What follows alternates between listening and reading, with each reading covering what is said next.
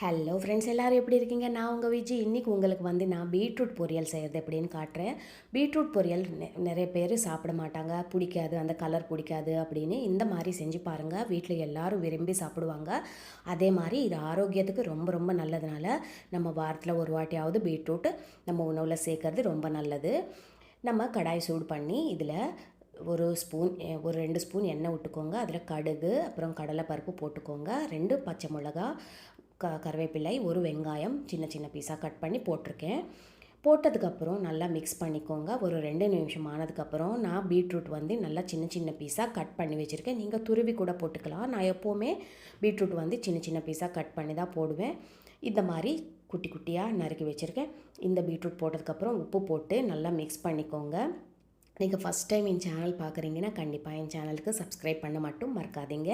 இப்போ நம்ம பீட்ரூட்டில் உப்பு போட்டு மிக்ஸ் பண்ணிட்டோம். மூடி போட்டு ஒரு 5 நிமிஷம் விட்டுடலாம். 5 நிமிஷத்தில் பீட்ரூட் நல்லா வெந்துச்சு. சூப்பராக சாஃப்டாக ஆகிடுச்சு. அந்த கலர் பாருங்களேன் எவ்வளோ அழகாக இருக்குது இல்லையா? இப்போ நம்ம ஒரு வாட்டி மிக்ஸ் பண்ணிடலாம். மிக்ஸ் பண்ணதுக்கப்புறம் இதில் நம்ம துருவின தேங்காய் ஒரு அரை மூடி துருவின தேங்காய் சேர்த்துக்கலாம். தேங்காய் சேர்த்ததுனால இந்த பொரியல் ரொம்ப சுவையாக இருக்கும். நம்ம தேங்காய் அப்படியே சேர்த்து ஃப்ரெஷ்ஷான தேங்காய் எடுத்துக்கோங்க. அப்போ தான் சூப்பராக இருக்கும். நல்லா மிக்ஸ் பண்ணிக்கோங்க. மிக்ஸ் பண்ணதுக்கப்புறம் சர்வ் பண்ண வேண்டியது தான். சூப்பரான பீட்ரூட் பொரியல் ரெடி ஆகிடுச்சு.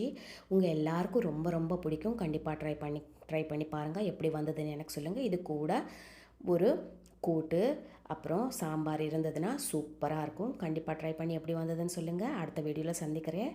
அது வரைக்கும் உங்கள் விஜி.